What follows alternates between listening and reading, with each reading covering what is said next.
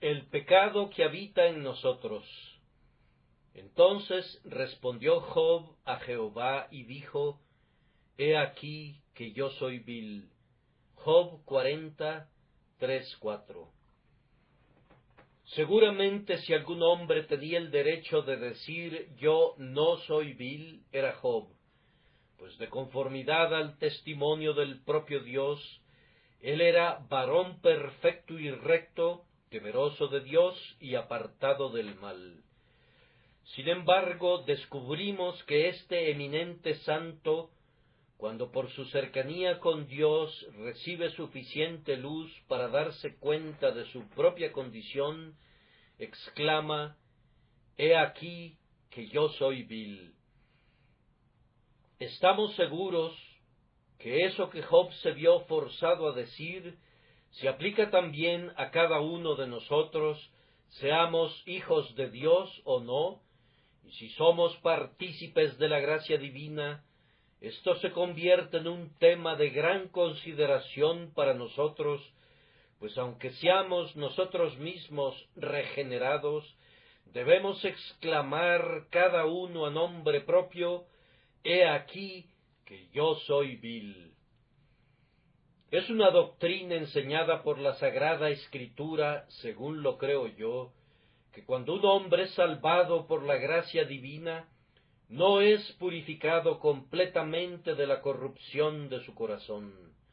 Cuando nosotros creemos en Jesucristo, todos nuestros pecados son perdonados.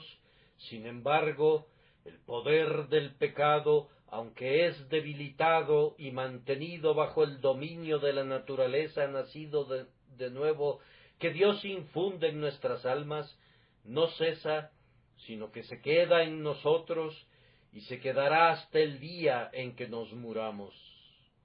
Es una doctrina sostenida por todos los teólogos ortodoxos que los deseos de la carne todavía habitan en el hombre regenerado y que lo depravado de la naturaleza carnal todavía permanece en los corazones de quienes son convertidos por la misericordia de Dios. A mí me ha resultado sumamente difícil distinguir en la vida diaria lo concerniente al pecado. Es muy usual que muchos escritores, especialmente los que escriben himnos, confundan las dos naturalezas de un cristiano. Ahora, yo sostengo que hay en cada cristiano dos naturalezas tan distintas como lo fueron las dos naturalezas del Dios hombre Cristo Jesús.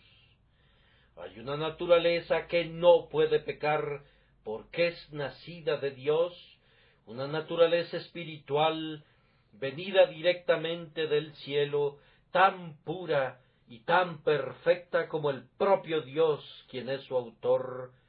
Y existe también en el hombre esa antigua naturaleza que, por la caída de Adán, se ha vuelto completamente vil, corrupta, pecadora y diabólica. Todavía permanece en el corazón del cristiano una naturaleza que no puede hacer lo que es recto, no más de lo que lo hacía antes de la regeneración, y que es tan depravada como lo era antes del nuevo nacimiento, tan pecadora, tan completamente hostil a las leyes de Dios, como siempre lo fue, una naturaleza que, como lo dije antes, es restringida y sujetada en una gran medida por la nueva naturaleza, pero que no es eliminada y nunca lo será hasta que este tabernáculo de nuestra carne sea abatido y nos elevemos a aquella tierra en la que nunca entrará nada que contamine. Mi trabajo esta mañana consistirá en decir algo acerca de esa naturaleza que todavía permanece en el hombre justo.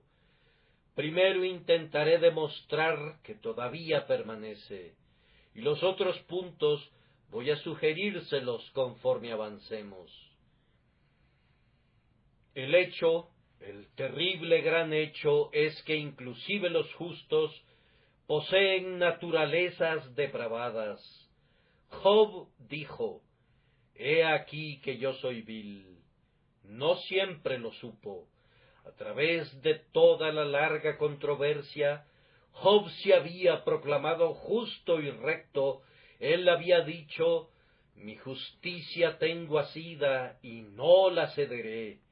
Y a pesar de que se rascaba con un tiesto y que sus amigos vejaban su mente con los más amargos ultrajes, él todavía sostenía firmemente su integridad y no quería confesar su pecado. Pero cuando Dios vino a argumentar con él, tan pronto como Job hubo escuchado la voz de Dios en el torbellino y oyó la pregunta, el juez de toda la tierra, ¿no ha de hacer lo que es justo? De inmediato puso su dedo sobre sus labios y no pudo responder a Dios, sino que dijo simplemente, «He aquí que yo soy vil». Posiblemente algunas personas puedan decir que Job era la excepción a la regla, y nos dirán que otros santos no tenían en ellos un motivo para una humillación así, pero nosotros les recordamos a David, y les sugerimos que lean el Salmo Penitencial 51, donde David declara que fue formado en iniquidad y que en pecado lo concibió su madre. Confesaba que había pecado en su corazón y le pedía a Dios que creara en él un corazón limpio y que renovara un espíritu recto dentro de él. En muchos otros lugares en los Salmos, David continuamente reconoce y confiesa que no está perfectamente libre de pecado, que la víbora malvada todavía está enrollada alrededor de su corazón. Ahora vayamos al libro de Isaías. Allí lo encontramos en una de sus visiones, diciendo que era un hombre inmundo de labios y habitando en medio de pueblo que tenía labios inmundos. Pero más especialmente bajo la dispensación del Evangelio, encontramos a Pablo en ese memorable capítulo que hemos estado leyendo, declarando que él veía otra ley en mis miembros que se rebela contra la ley de mi mente y que me lleva cautivo a la ley del pecado que está en mis miembros. Sí, oímos esa sorprendente confesión de deseo combativo e intensa agonía. Miserable de mí, ¿quién me librará de este cuerpo de muerte? ¿Acaso creen ustedes que son mejores santos que Job? ¿Se imaginan que la confesión que era digna de la boca de David es demasiado ruin para ustedes? ¿Acaso son ustedes tan orgullosos que no podrían exclamar con Isaías, «Yo también soy hombre inmundo de labios»? O más bien, han progresado tanto en el orgullo que se atreven a exaltarse a ustedes mismos por encima del laborioso apóstol Pablo, y creen que en ustedes, esto es, en su carne, habita toda cosa buena. Si ustedes efectivamente se consideran perfectamente puros de pecado, oigan la palabra de Dios. Si decimos que no tenemos pecado, nos engañamos a nosotros mismos, y la verdad no está en nosotros. Si decimos que no hemos pecado, le hacemos a él mentiroso. Pero realmente no necesito demostrar esto, amados, pues todos ustedes, estoy seguro, saben algo acerca de la experiencia de un hijo vivo de Dios.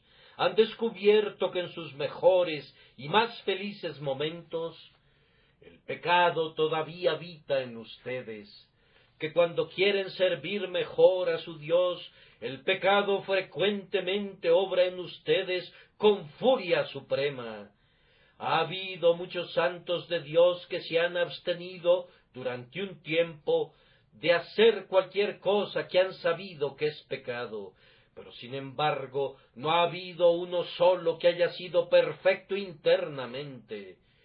Si un ser fuera perfecto, los ángeles descenderían y en 10 minutos se lo llevarían al cielo, pues estaría maduro para el cielo tan pronto como hubiera alcanzado la perfección. Cuando he hablado con hombres que mencionan mucho el tema de la perfección, he descubierto que, después de todo, ellos no creen realmente en algo así. Ellos han tomado esa palabra y han asignado un significado diferente, y luego demuestran una doctrina que todos conocemos previamente, o suponen una perfección tan absurda y despreciable, que yo no daría por ella ni 3 centavos si tuviera que comprarla. En muchos de ellos se trata de una falla de sus cerebros, creo yo, más bien que de sus corazones, y como dice John Berridge, Dios lavará sus cerebros antes de que lleguen al cielo. Pero ¿para qué me demoro demostrando esto cuando ustedes mismos cuentan con pruebas diarias? ¿Cuántas veces no han sentido que la corrupción está todavía dentro de ustedes? Observen con qué facilidad son conducidos sorpresivamente al pecado. Ustedes se levantan por la mañana y se ofrecen a ustedes mismos mediante una ferviente oración a Dios, pensando en qué día tan feliz tienen ante ustedes.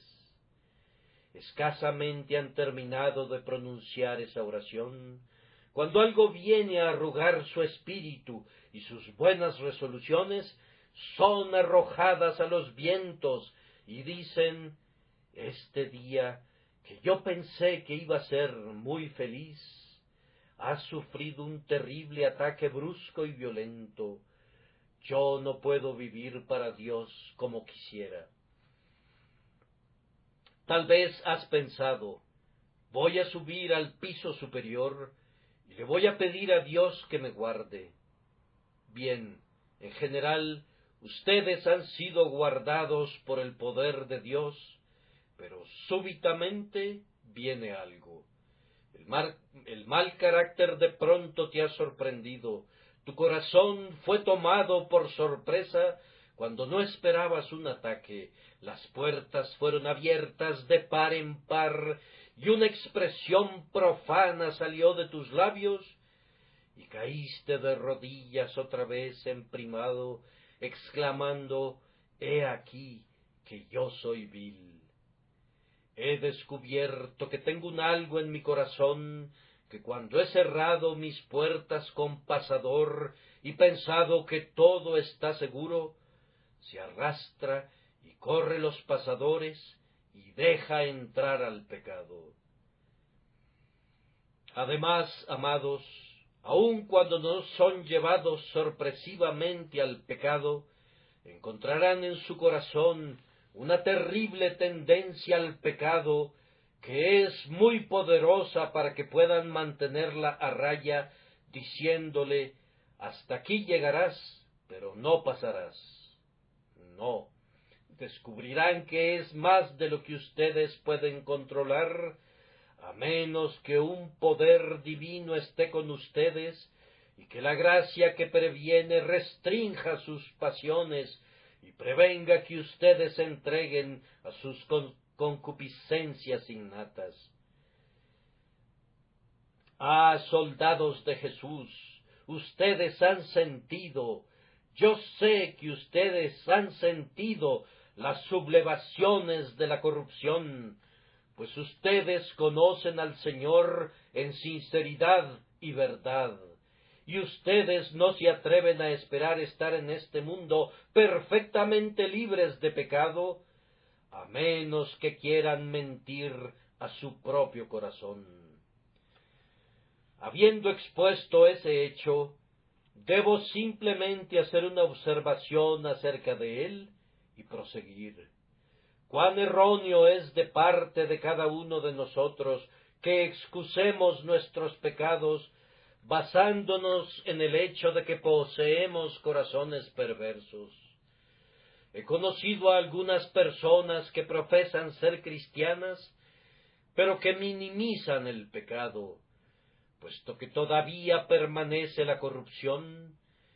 Ellas afirman que no pueden evitarlo. Tales personas no tienen parte visible ni porción en el pacto de Dios. El verdadero hijo amante de Dios, aunque sabe que el pecado está allí, odia ese pecado, es dolor y miseria para él, y nunca convierte la corrupción de su corazón en una excusa para la corrupción de su vida.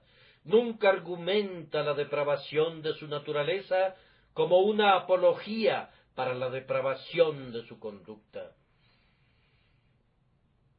Si alguien puede liberarse en el mínimo grado de la convicción de su propia conciencia, a cuenta de fallas diarias, argumentando la depravación de su corazón, no es uno de los quebrantados hijos de Dios.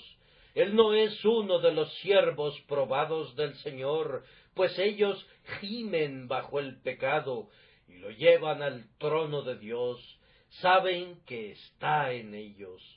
Por tanto, no lo dejan, sino que con toda su mente buscan mantenerlo a raya, para que no se pueda levantar y los arrastre. Consideren eso, a menos que quieran convertir lo que digo en un manto para su libertinaje y una cubierta para su culpa. Así hemos mencionado el hecho de que los mejores hombres tienen todavía el pecado habitando en ellos. Ahora les diré cuáles son las actividades de este pecado. ¿Qué hace el pecado que todavía habita en nuestros corazones? Yo respondo, la experiencia les dirá que este pecado ejerce el poder de reprimir toda cosa buena. Ustedes han sentido que cuando quieren hacer el bien, el mal ha estado presente en ustedes, como una carroza que puede deslizarse velozmente cuesta abajo, pero que le han puesto un obstáculo en sus llantas, o como el pájaro enjaulado que quisiera remontarse al cielo. Ustedes han descubierto que sus pecados son como los barrotes de una jaula que les impide elevarse hacia el Altísimo. Ustedes han doblado su rodilla en oración, pero la corrupción ha distraído sus pensamientos. Han intentado cantar, pero han sentido que lozana languidecía en sus lenguas. Alguna insinuación de Satanás ha prendido el fuego como una chispa en la madera y casi ha ahogado su alma con su humo abominable. Ustedes quisieran desempeñar sus santos deberes con toda presteza, pero el pecado que con tanta facilidad los asedia enreda sus pies, y cuando se están acercando a la meta, los hace tropezar y caen al suelo para deshonra y dolor suyos. Ustedes descubrirán que el pecado que habita en ustedes frecuentemente los detiene cuando quieren ser más diligentes. Cuando desean estar más vivos para Dios, generalmente encontrarán que el pecado está más vivo para repelerlos. El corazón malo de incredulidad se coloca en medio del camino y dice, tú no pasarás por aquí. Y cuando el alma responde, quiero servir a Dios, adoraré hacia su santo templo, el corazón malo dice, vete a Adán y a Beer-seba e inclínate ante falsos dioses, pero tú no te dirigirás a Jerusalén, no te permitiré que contemples el rostro del Altísimo. A menudo han sentido que este es el caso. Una mano fría ha sido colocada sobre su espíritu ardiente cuando ustedes han estado llenos de devoción y oración. Cuando han tenido las alas de una paloma y han pensado que podían huir y descansar, una traba ha sido puesta sobre sus pies que les ha impedido elevarse. Entonces, ese es uno de los efectos del pecado que permanece en nosotros. Pero ese pecado que habita en nosotros hace algo más que eso. No sólo nos impide seguir adelante, sino que a veces, inclusive, nos embiste, a la vez que busca cómo obstaculizarnos. No es solamente que yo peleo con el pecado que todavía permanece en mí, sino que ese pecado algunas veces me asedia. Ustedes verán que el apóstol dice: «Miserable de mí, ¿quién me librará de este cuerpo de muerte?». Ahora, esto demuestra que él no estaba atacando a su pecado, sino que ese pecado lo estaba atacando a él. Yo no busco ser liberado de un hombre a quien yo he atacado, sino que es del hombre que se me opone de quien busco ser liberado.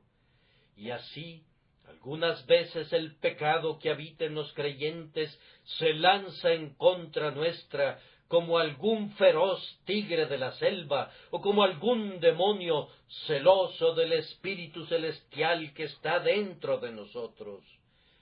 La naturaleza depravada se levanta, no sólo busca cómo detenernos en el camino, sino que, como Amalec, se esfuerza por destruirnos y eliminarnos por completo. ¿Alguna vez sintieron, amados, los ataques del pecado innato? Pudiera suceder que ustedes no los tengan, y si es así, pueden estar seguros que los tendrán. Antes de que lleguen al cielo, ustedes serán atacados por el pecado. No se trata simplemente que ustedes saquen a los cananeos, sino que los cananeos, con sus carros de hierro, intentarán dominarlos y sacarlos de la tierra, y matar su naturaleza espiritual, y apagar la llama de su piedad, y aplastar la nueva vida que Dios ha implantado en ustedes. El corazón malo que todavía permanece en el cristiano, cuando no está obstruyendo o atacando, todavía reina y habita dentro de él. Mi corazón sigue siendo tan malo cuando ningún mal emana de él, como cuando todo es vileza en sus desarrollos externos.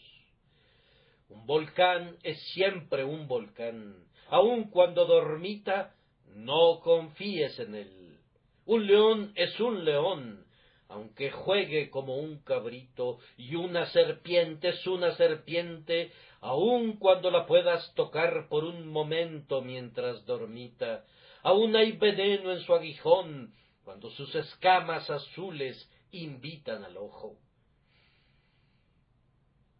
Aunque mi corazón, por lo menos durante una hora, no haya tenido ningún mal pensamiento, es todavía malo.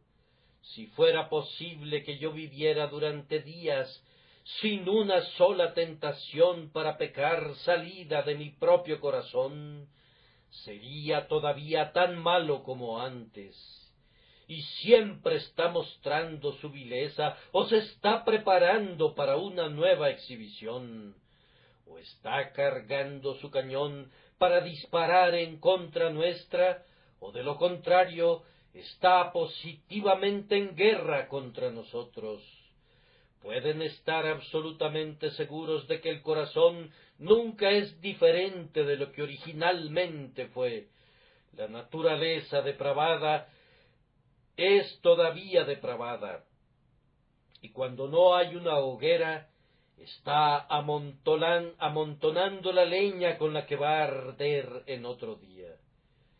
Está juntando algunos materiales de mis gozos, de mis devociones, de mi santidad y de todo lo que hago para atacarme en algún período futuro.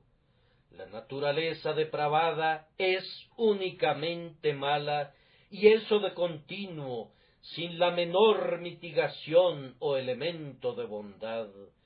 La nueva naturaleza debe luchar y pelear siempre en su contra, y cuando las dos naturalezas no están luchando ni peleando, no hay tregua entre ellas. Cuando no están en conflicto, siguen siendo enemigas. No debemos confiar en nuestro corazón en ningún momento. Aun cuando habla bellezas, debemos llamarlo mentiroso, y cuando pretende el sumo bien, todavía debemos recordar su naturaleza, pues es mala, y eso de continuo. No voy a mencionar las acciones del pecado que habita en nosotros en todo su alcance, pero bastará hacerles recordar algo de su propia experiencia, para que vean que es acorde a la experiencia de los hijos de Dios, pues ustedes pueden ser tan perfectos como Job, y sin embargo tendrán que decir: he aquí que yo soy vil.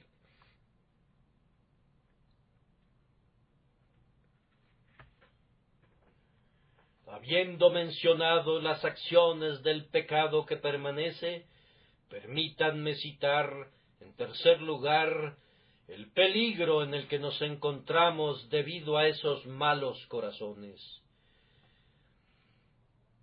Hay pocas personas que piensan qué cosa tan solemne es ser un cristiano. Adivino que no hay un creyente en el mundo que sepa qué milagro es ser conservado un creyente. Muy poco pensamos en los milagros que se están realizando alrededor nuestro. Vemos crecer las flores, pero nunca pensamos en el poder maravilloso que les da vida. Vemos brillar las estrellas, pero qué poco pensamos en la mano que las mueve. El sol nos alegra con su luz, pero casi no pensamos en los milagros que obra Dios para alimentar a ese sol con combustible, o para ceñirlo como un gigante para que recorra su ruta. Y vemos a los cristianos caminando en integridad y santidad, pero cuán poco sospechamos qué cúmulo de milagros hay en un cristiano. Hay un sinnúmero de milagros ejercidos sobre un cristiano cada día, tan numerosos como los cabellos de su cabeza. Un cristiano es un milagro perpetuo. Cada hora que soy preservado de pecar es una hora de un poder divino como el que vio a un recién nacido envuelto en pañales en su oscuridad y que oyó cuando alababan todas las estrellas del alba. ¿Acaso no has pensado nunca cuán grande es el peligro al que está expuesto el cristiano debido al pecado que habita en él? Vamos, déjame decírtelo. Un peligro al que estamos expuestos por causa del pecado que habita en nosotros surge del hecho que el pecado está en nosotros y por lo tanto tiene un gran poder sobre nosotros. Si un capitán controla una ciudad, puede preservarla por mucho tiempo de los constantes ataques de los enemigos que la rodean. Puede tener muros tan fuertes y puertas tan bien aseguradas que puede reírse de todos los ataques de quienes la asedian. Y las incursiones enemigas pueden tener el mismo efecto que simples ocurrencias chistosas. Pero si sucediera que hay un traidor dentro de sus puertas, si hubiera alguien que está a cargo de las llaves y que puede quitarle el seguro a cada puerta y dejar entrar al enemigo, entonces el trabajo asiduo del comandante tiene que duplicarse, pues no sólo tiene que guardarse de los enemigos que están fuera, sino de los enemigos que están dentro también. Y aquí radica el peligro del cristiano. Yo podría pelear con el diablo, yo podría vencer cada pecado que me tentara, si no fuera porque tengo un enemigo dentro. Los diabolos que están dentro sirven más a Satanás que todos los diabolos que están fuera. Como dice Bunyan en su libro La Guerra Santa, el enemigo trató de introducir algunos de sus amigos dentro de la ciudad del alma humana y descubrió que sus elementos favoritos dentro de los muros le hacían mucho más bien que todos los que estaban fuera. Ah, cristiano, tú te podrías reír de tu enemigo si no tuvieras un corazón malo dentro de ti, pero recuerda, tu corazón guarda las llaves porque de él mana la vida, y el pecado está allí. La peor cosa que debes temer es la traición de tu propio corazón. Y además, cristiano, recuerda cuántos aliados tiene tu naturaleza depravada. En cuanto a tu vida de gracia, ella encuentra escasos amigos bajo el cielo, pero tu pecado original tiene aliados por todos lados. Mira al infierno allá abajo, y los encontrarás allí, demonios que están prestos a azuzar a los perros del infierno contra tu alma. Mira al mundo, y ve los deseos de la carne, los deseos de los ojos, y la vanagloria de la vida. Mira a tu alrededor, y ve todo tipo de hombres buscando, si fuera posible, sacar al cristiano de su estabilidad. Mira la Iglesia, y encuentra toda manera de falsas doctrinas listas a inflamar el deseo y a desviar al alma de la sinceridad de su fe. Mira el cuerpo, y descubre que la cabeza y la mano y el pie y todos los demás miembros están listos a ser siervos del pecado. Yo podría dominar mi corazón malo si no tuviera ese poderoso ejército de aliados. Pero tener enemigos fuera de las puertas, en alianza y amistad con un enemigo más vil que está dentro, convierte mi posición en doblemente peligrosa. Y yo quisiera que recordaras, cristiano, una cosa más, y es que esta tu naturaleza depravada es muy fuerte y muy poderosa, más fuerte que la nueva naturaleza, si esa nueva naturaleza no estuviera sostenida por el poder divino. ¿Cuán vieja es mi vieja naturaleza? Es tan vieja como yo mismo, el santo anciano podría decir, y con la edad se ha vuelto más fuerte. Hay algo que raramente se vuelve más débil con la edad avanzada, y es el viejo Adán. Él es tan fuerte en su vejez como lo era en la juventud. Es tan capaz de hacer que nos descarriemos cuando nuestra cabeza está cubierta de cabellos grises, como lo era en nuestra juventud. Hemos oído decir que crecer en la gracia disminuirá el poder de nuestra corrupción, pero yo he visto a muchos santos ancianos de Dios y les he hecho la pregunta, y ellos han respondido, no. Sus deseos han sido esencialmente tan fuertes cuando han pasado muchos años en el servicio de su Señor, como lo eran al principio, aunque más sometidos por el nuevo principio que hay dentro de ellos. Lejos de volverse más débil, estoy firmemente convencido que el pecado aumenta en su poder. Una persona que es mentirosa se vuelve más mentirosa cuando practica la mentira. Lo mismo sucede con nuestro corazón. Nos sedujo al principio y fácilmente nos atrapó, pero habiendo aprendido 1000 trampas, nos engaña ahora tal vez más fácilmente que antes. Y aunque nuestra naturaleza espiritual ha sido desarrollada más plenamente y ha crecido en la gracia, sin embargo, la vieja naturaleza ha perdido muy poco de su energía. Yo no sé que la casa de Saúl se haya vuelto más y más débil en nuestros corazones. Yo sé que la casa de David se ha vuelto más fuerte, pero yo no sé que mi corazón se vuelva menos vil, o que mis corrupciones se hayan vuelto menos fuertes. Yo creo que si yo dijera alguna vez que mis corrupciones están todas muertas, escucharía una voz: Sansón, los filisteos sobre ti. O Sansón, los filisteos en ti.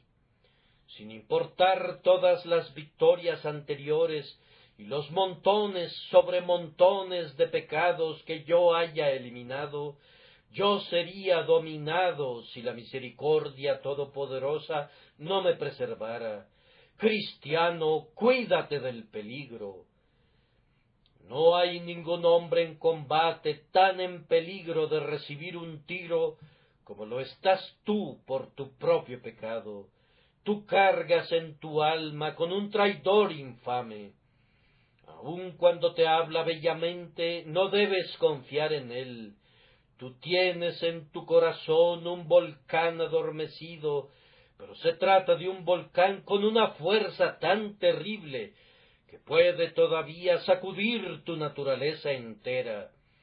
Y a menos que seas circunspecto y que seas guardado por el poder de Dios, tú tienes un corazón que te puede conducir a cometer los pecados más diabólicos y los crímenes más infames. Cuídense, cuídense, cristianos. Aunque no hubiera un diablo que los tentara y un mundo que los extraviara, ustedes tendrían la necesidad de cuidarse de su propio corazón. Por lo tanto, miren a casa. Los peores enemigos de ustedes son los enemigos de su propia casa.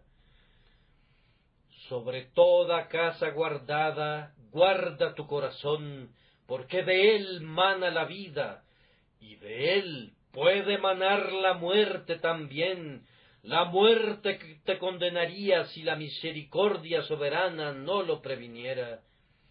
Que Dios nos conceda, hermanos míos, que podamos conocer nuestras corrupciones de una manera fácil y no tener que descubrirlas cuando se convierten en pecado abierto.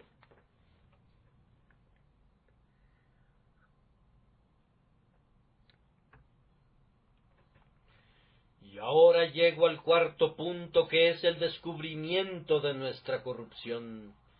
Job dijo: «He aquí que yo soy vil».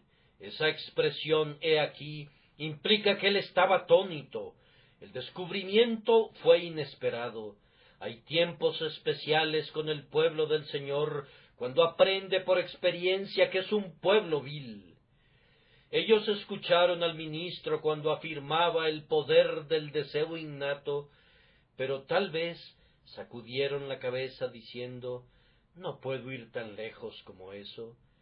Pero después de muy poco tiempo descubrieron, por alguna luz más clara del cielo, que después de todo era verdad.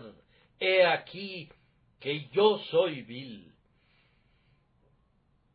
Yo recuerdo haber predicado hace poco tiempo sobre un texto profundo relativo al mal desesperado del corazón, y uno de mis amigos más estimados dijo: «Bien, yo no he descubierto eso». Y yo pensé para mí: «¡Qué bendición, hermano!». Yo hubiera deseado no haberlo descubierto, pues es una experiencia sumamente tremenda para experimentarla.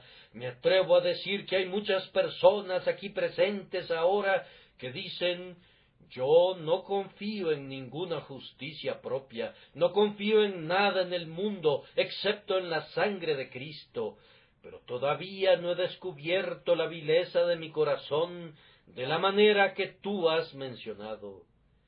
Tal vez no, hermano, pero no pasará mucho tiempo antes que tengas que descubrirla. Puedes tener un temperamento especial.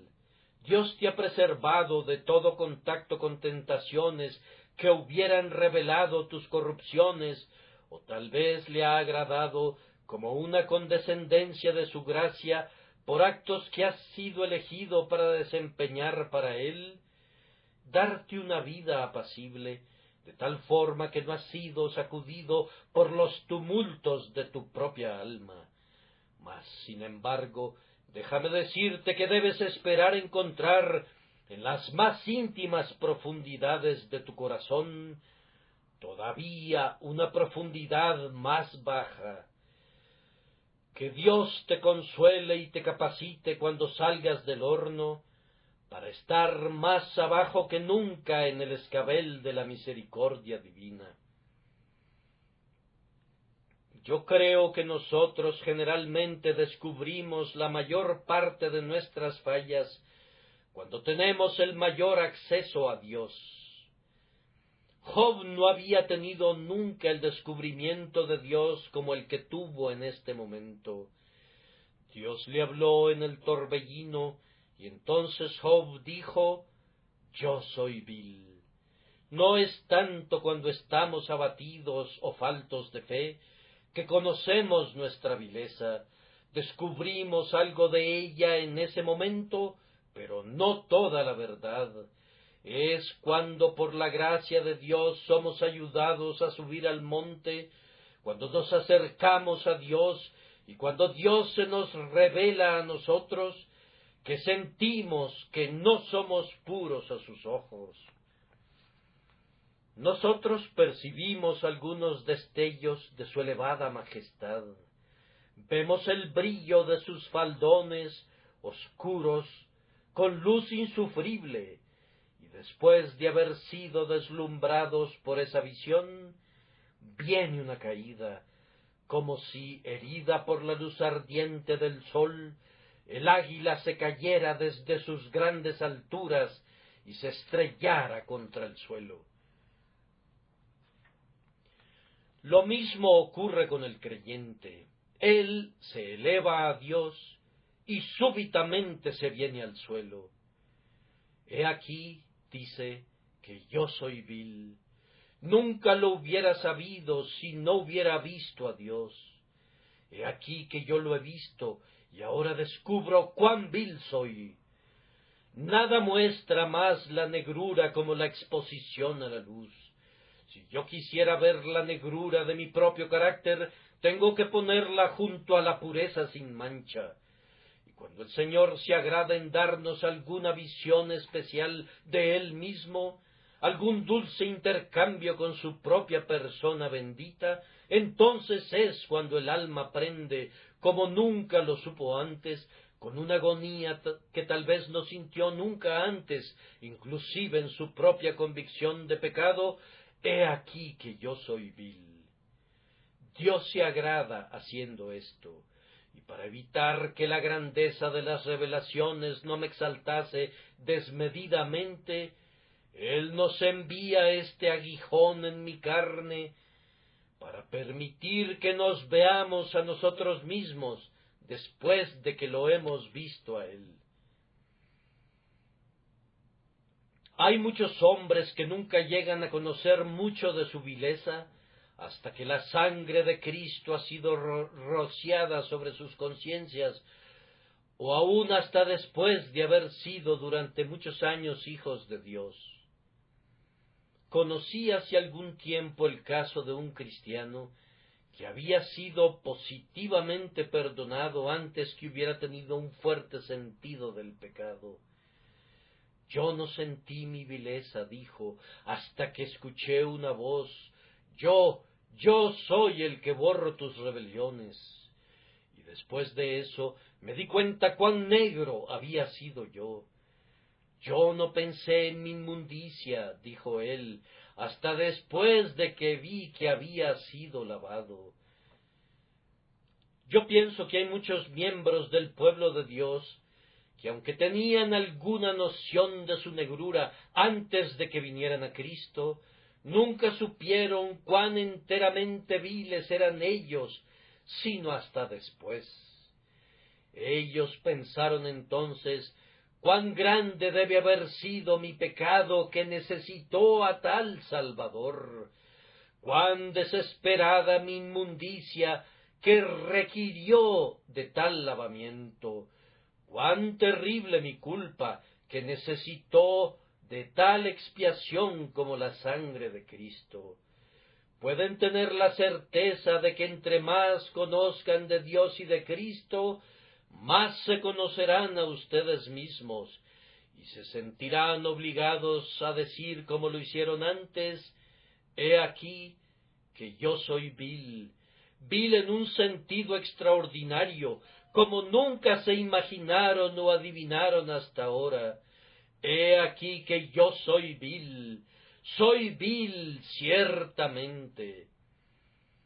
Sin duda muchos de ustedes todavía pensarán que lo que yo digo relativo a su naturaleza depravada no es cierto, y tal vez se puedan imaginar que la gracia ha sacado a su naturaleza pervertida. Pero entonces ustedes saben muy poco acerca de la vida espiritual, si suponen eso. No pasará mucho tiempo antes de que descubran que el viejo Adán es tan fuerte en ustedes como siempre. Por eso se mantendrá una guerra en su corazón hasta el día de su muerte, en el que la gracia prevalecerá, pero no sin suspiros y gemidos y agonías y luchas y una muerte diaria. Esta es la manera en la que Dios nos descubre nuestra vileza. Ahora, si es cierto que todavía somos viles, ¿cuáles son nuestros deberes? Y aquí permítanme hablarles solemnemente a quienes son herederos de la vida eterna, deseando como su hermano en Cristo Jesús, urgirles a algunos deberes que son sumamente necesarios debido a la continua inmundicia de su corazón.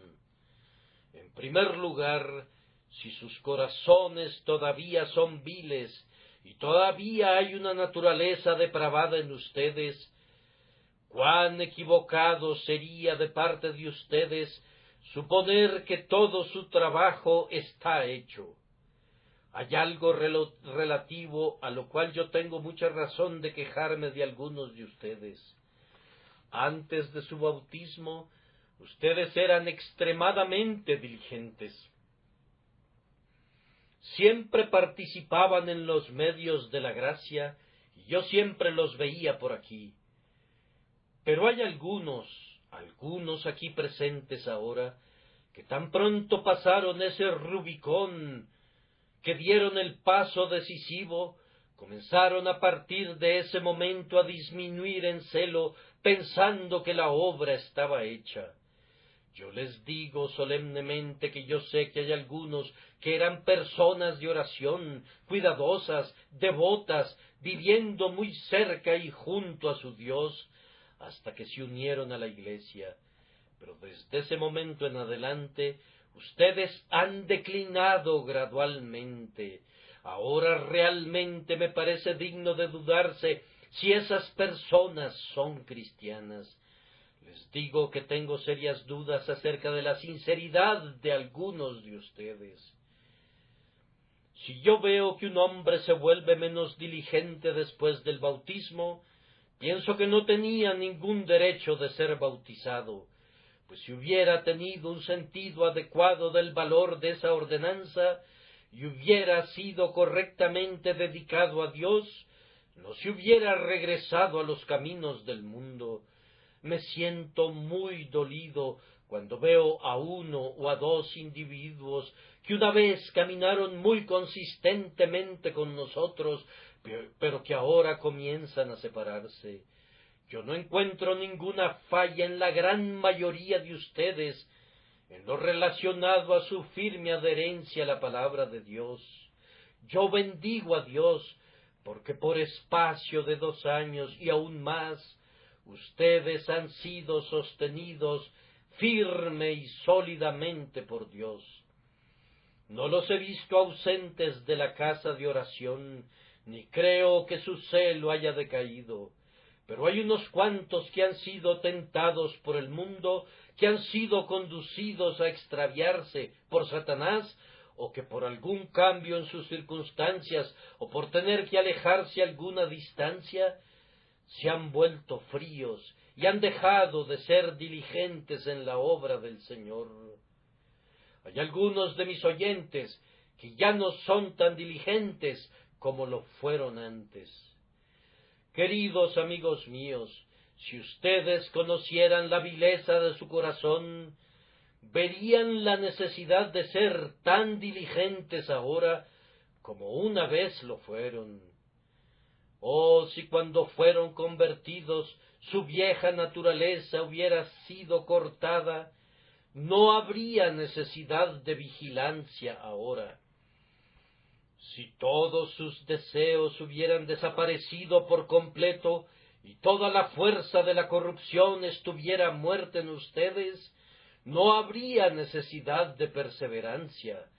Pero es precisamente debido a que tienen corazones malos que los exhorto a que sean tan diligentes como lo fueron alguna vez, que recurran al don de Dios que está en ustedes y que se cuiden seriamente como alguna vez lo hicieron.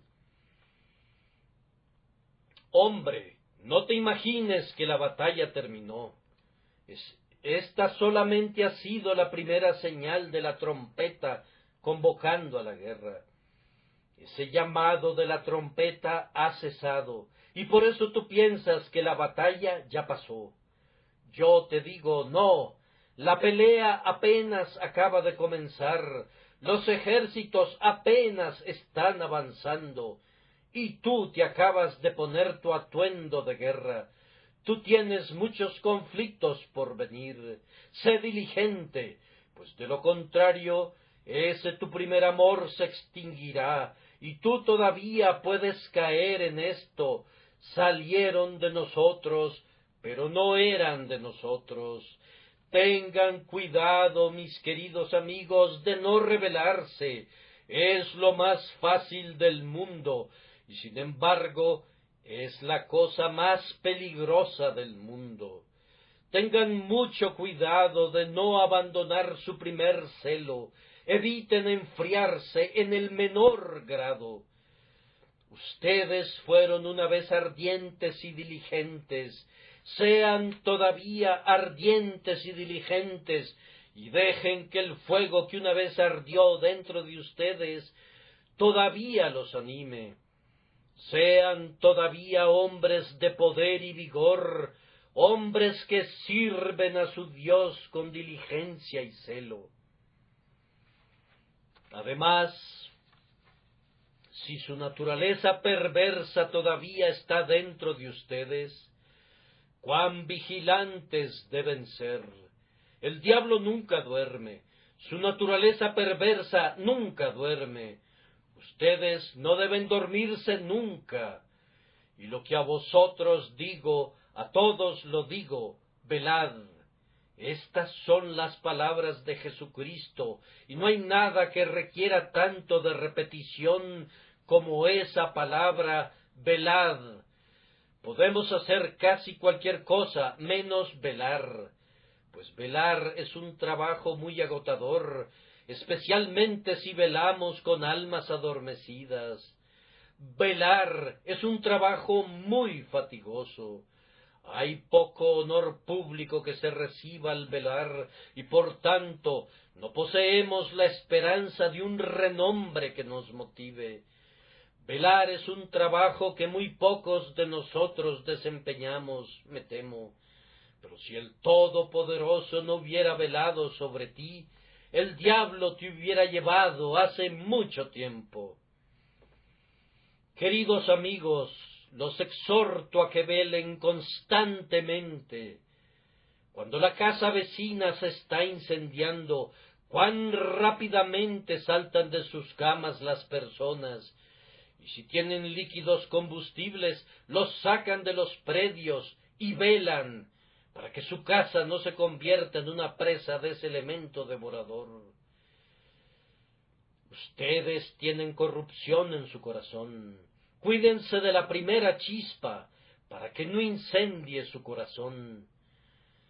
Por tanto, no durmamos como los demás. Puedes dormir junto al cráter de un volcán, si quieres hacerlo. Puedes dormir con tu cabeza pegada a la boca de un cañón. Puedes dormir, si te place, en medio de un terremoto o en una casa visitada por la peste.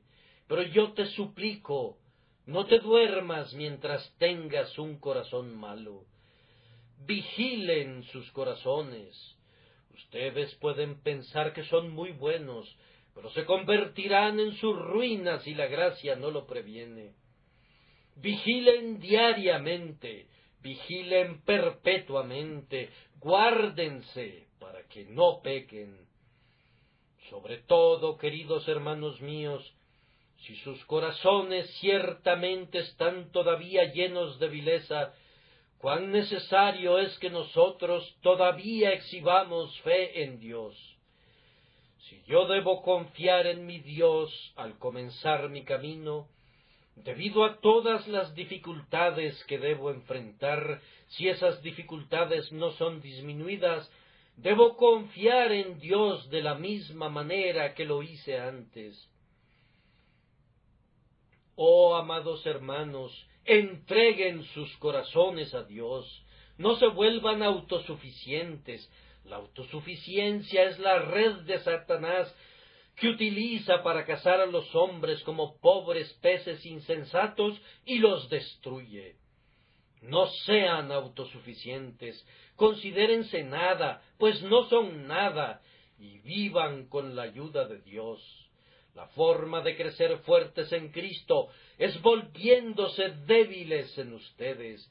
Dios no derrama ningún poder en el corazón del hombre hasta que no se haya vaciado de ese corazón todo el poder del hombre. Vivan entonces cada día una vida de dependencia de la gracia de Dios. No te constituyas tú mismo como si fueras un caballero independiente.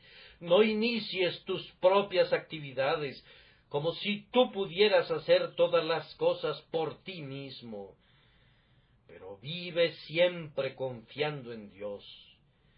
Tú tienes tanta necesidad de confiar en Él ahora como la has tenido siempre, pues fíjate bien, aunque tú hubieras sido condenado sin Cristo al principio, tú serás condenado sin Cristo ahora, a menos que Él todavía te guarde, pues tú tienes una naturaleza tan depravada ahora como la tenías antes.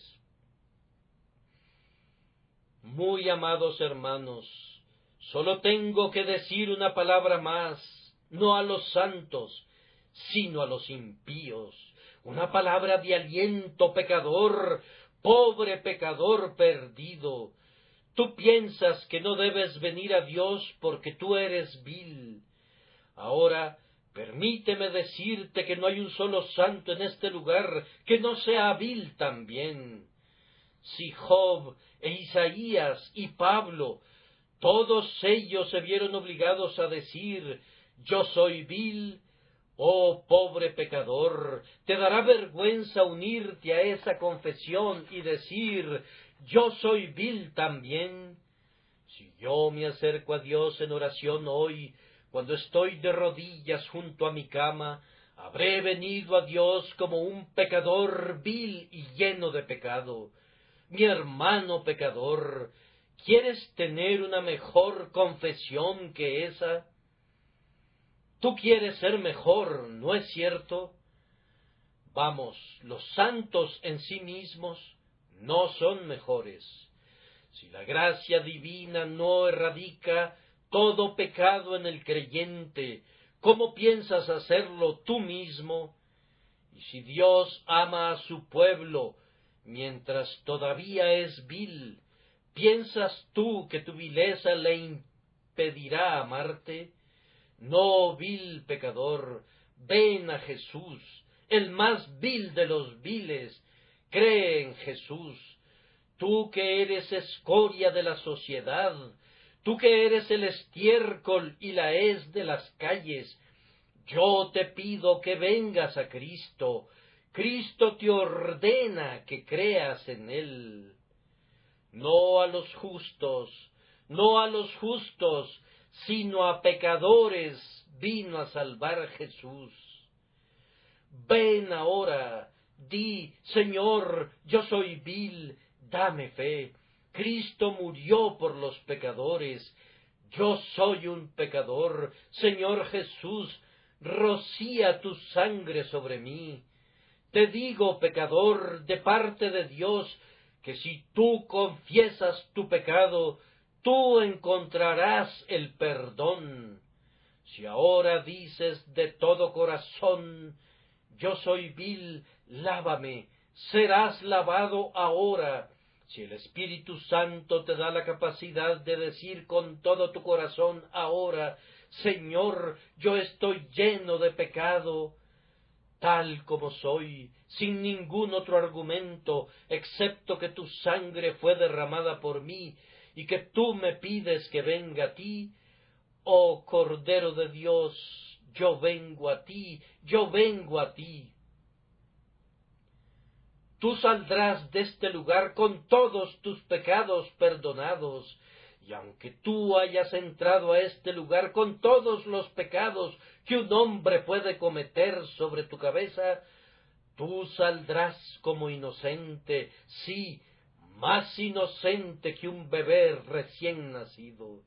Aunque hayas entrado aquí cubierto de pecados, tú saldrás cubierto con un manto de justicia, tan blanco como son los ángeles, tan puro como Dios mismo, en lo que se refiere a la justificación. Pues ahora, fíjate bien, he aquí ahora el tiempo aceptable, si tú crees en Él que justifica al impío. Oh, que el Espíritu Santo te dé fe para que puedas ser salvado ahora, pues entonces serás salvo para siempre. Que el Señor agregue su bendición a este débil sermón por causa de su nombre.